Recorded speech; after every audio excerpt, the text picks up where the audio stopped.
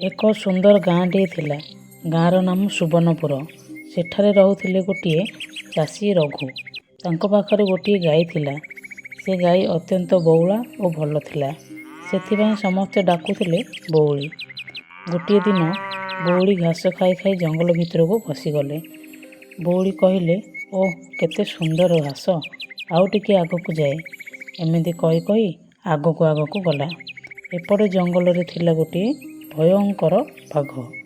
ବାଘ ମନେ ମନେ ଭାବୁଥିଲା, ଆଜି ମୋତେ ଭଲ ଶିକାର ମିଳିବ। ବଉଳି ଘାସ ଖାଉଥିଲା। ହଠାତ୍ ବାଘ ସାମ୍ନାରେ ଆସି ଠିଆ ହେଲା। ବଉଳି ଭୟରେ, ହାଁ ବାଘ?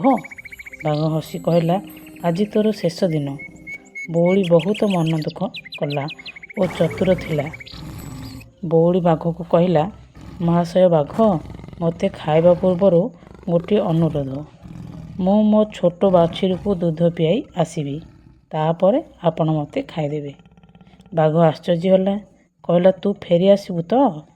ବଉଳି କହୁଛି, ହଁ, ମୁଁ ମିଥ୍ୟା କହେନି। ବାଘ ଭାବିଲା, ଏତେ ସତ୍ୟବାଦୀ ପଶୁ। ସେ ତାକୁ ଯିବାକୁ ଦେଲା।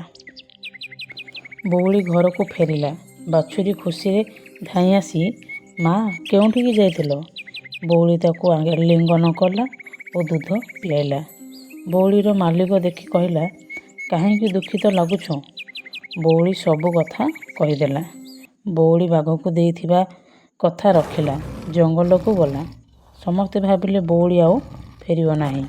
ବାଘ ବଉଳିକୁ ଦେଖି ଆଶ୍ଚର୍ଯ୍ୟ ହେଲା। ବଉଳି କହିଲା, ହଁ, ମୁଁ ଆପଣଙ୍କୁ କଥା ଦେଇଥିଲି। ବାଘର ହୃଦୟ ତରଳିଗଲା। ବାଘ ଧୀର ସ୍ୱରରେ କହିଲା, ତୁ ଏତେ ସତ୍ୟବାଦୀ, ମୁଁ ତୋତେ ଖାଇବି ନାହିଁ। ତୁ ଯା। ବଉଳି ବହୁତ ଖୁସି ହେଲା। ବାଘକୁ ଧନ୍ୟବାଦ ଦେଇ ଘରେ ପହଞ୍ଚିଲା। ବାଛୁରୀ ତା ମାଆକୁ ଦେଖି ବହୁତ ଖୁସି ହେଲା। ସତ୍ୟବାଦୀ ଓ ଦୟାଳୁ ଶକ୍ତିଶାଳୀ ଶତ୍ରୁକୁ ମଧ୍ୟ ବଦଳାଇ ଦିଏ।